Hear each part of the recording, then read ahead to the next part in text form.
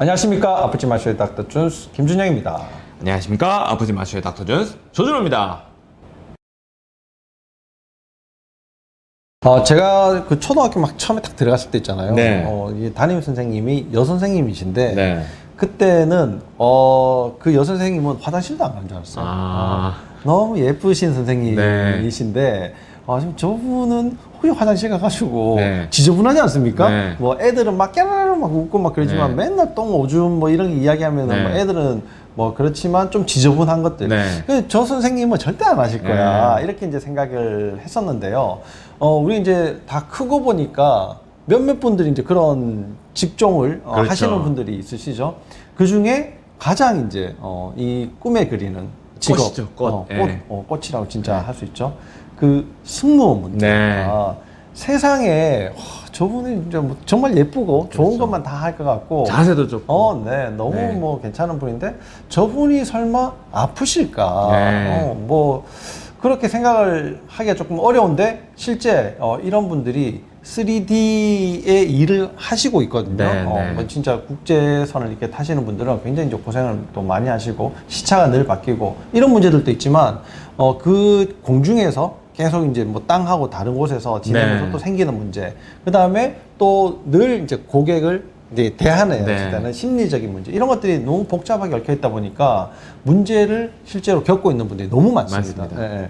이런 분들이 왜 아픈가? 꼭 승무원이 아니어도 뭐 모델이 또 이제 될 수도 있고요. 네. 이런 자세가 좋은데 왜 아플까? 네, 우리 네. 저희 뭐 맨날 자세를 이야기를 하고 뭐 척추 밸런스 이런 이야기를 하는데도 그렇게 좋은 분들도 아플 수 있다라는 네, 네. 거에 대해서 오늘 이야기를 해보도록 하겠습니다.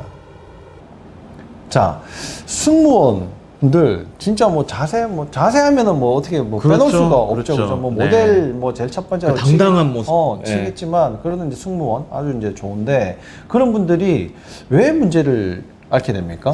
일단은 뭐 여러 가지 문제들이 이렇게 알려져 있는데요. 보통 이제 계속 서 있다 보니까 네. 뭐 하지정맥류. 그렇겠네요. 예, 이렇게 네, 신고 네. 그리고 예쁜 구두를 계속 신다 보니까 이제 무좀. 그리고 이제 기압차가 계속 있지 않습니까? 네. 그래서 이제 우리 귀 먹먹해지지 않죠. 네. 그래서 이제 중이염 그리고 이제 여러 가지 바이러스 질환들을 이제 앓고 있는데 그래서 이제 이 승무원들의 이제 특징적인 어떤 질병들에 대해서는 대부분의 원인이 스트레스 때문이다.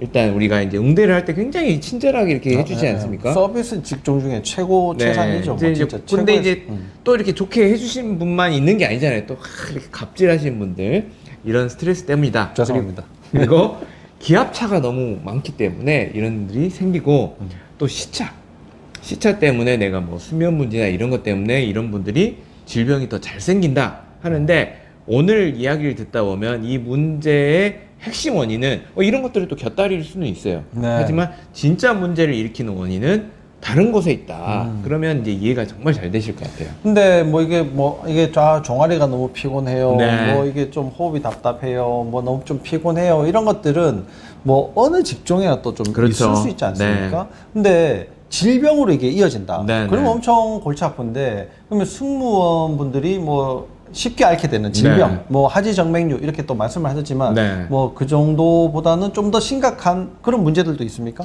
자, 우리가 제일 무서운 거 하면은 또 암이지 암이죠, 않습니까? 암. 근데 이 승무원이라는 이 직종 자체에서의 암이 굉장히 일반 사람에 비해서 높다고 돼 있는데 네. 특히 유방암, 그리고 자궁암, 그리고 갑상선암, 위장암, 뭐 흑색종도 있는데 그 중에서 특히 유방암이 높다고 돼 있고 우리 백혈병 하면은 너무나 막 무섭잖아요. 네. 백혈병도 다른 직종에 비해서는 거의 한 2.6배 정도는 이렇게 높다는 연구 결과가 있을 정도로 이런 네. 악성 질환하고도 굉장히 높죠.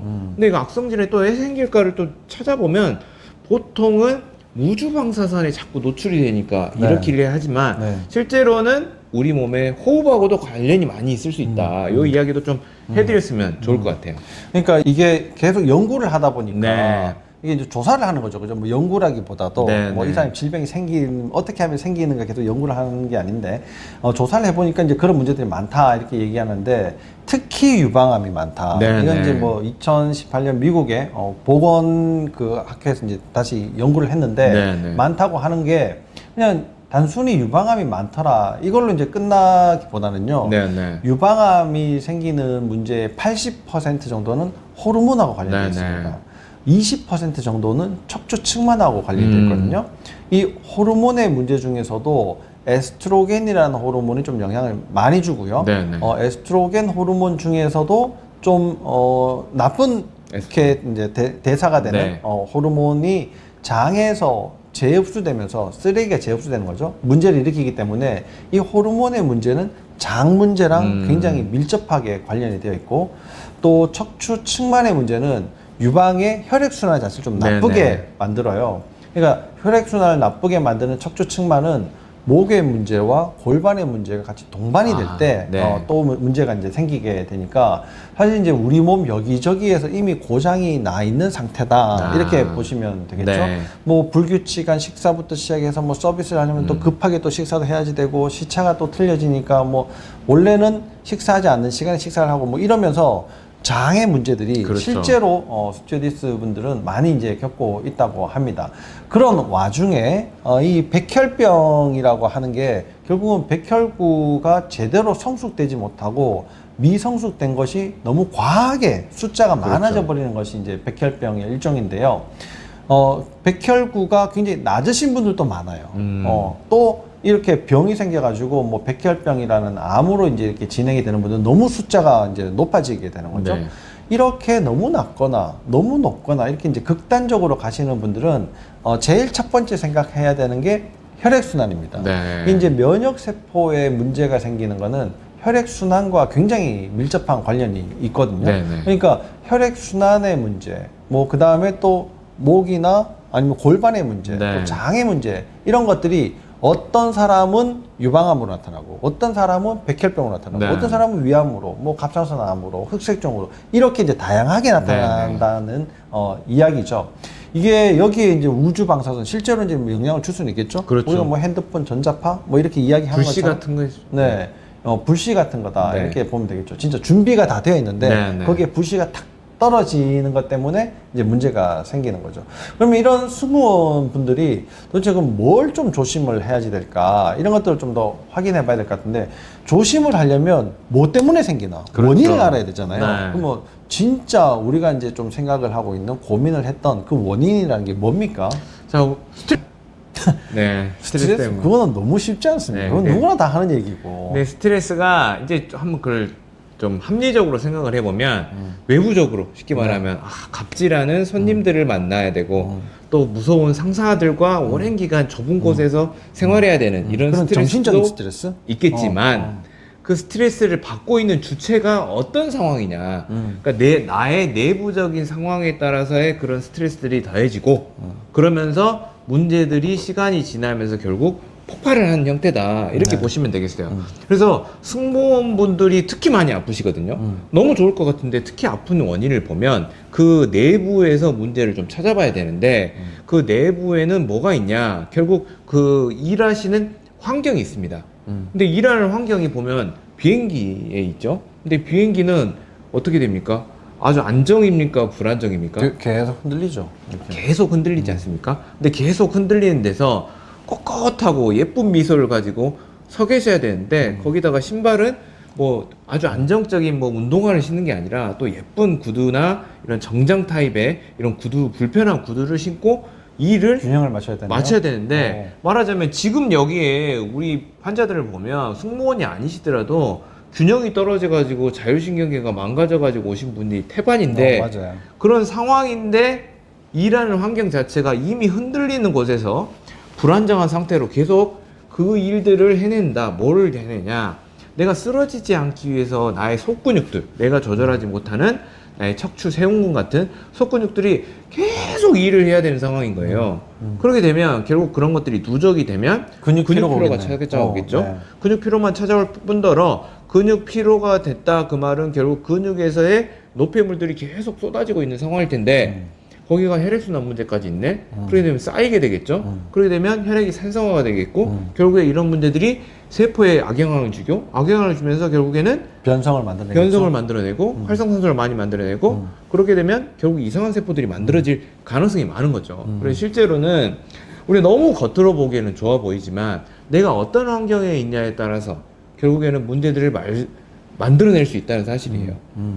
그게 좋아 보이는데 이런 문제가 있으니까 그러면 승무원을 그만둬야 된다. 네. 이렇게 생각하시는 분들도 있을 수 있는데 이왕 시작한 거 좀 제대로 보수를 해가면서 그렇죠. 보완을 해가면서 이걸 이제 훌륭하게 좀 마치는 방법도 한번 찾아봐야지 될 것 같습니다. 그러면 지금 균형의 밸런스 네. 그러면 척추의 문제가 가장 관련이 있을 것 같고 또 좀 더 좀 세밀하게 보자면 이 흔들리는 지면을 네. 계속 이제 받치고 있어야 되니까 뭐 발목 관절이라든지 그렇죠. 무릎 관절 뭐 이런 데가 또 이제 영향을 좀 받을 수 있으니까 그런 부분을 좀 보완을 하고 그다음에 결국은 이 혈액 순환이 아무리 잘 된다 하더라도 지저분한 것이 흐르면 그렇죠. 문제들이 많이 되지 않습니까? 네. 결국은 이제 독소를 좀 해결해야 되는데 이 독소 생산을 가장 많이 하는 곳이 또 장이다 보니까 결국은 장의 문제, 척추의 문제를 해결하는 이제 두 가지가 좀 남아있는 셈이 되네요.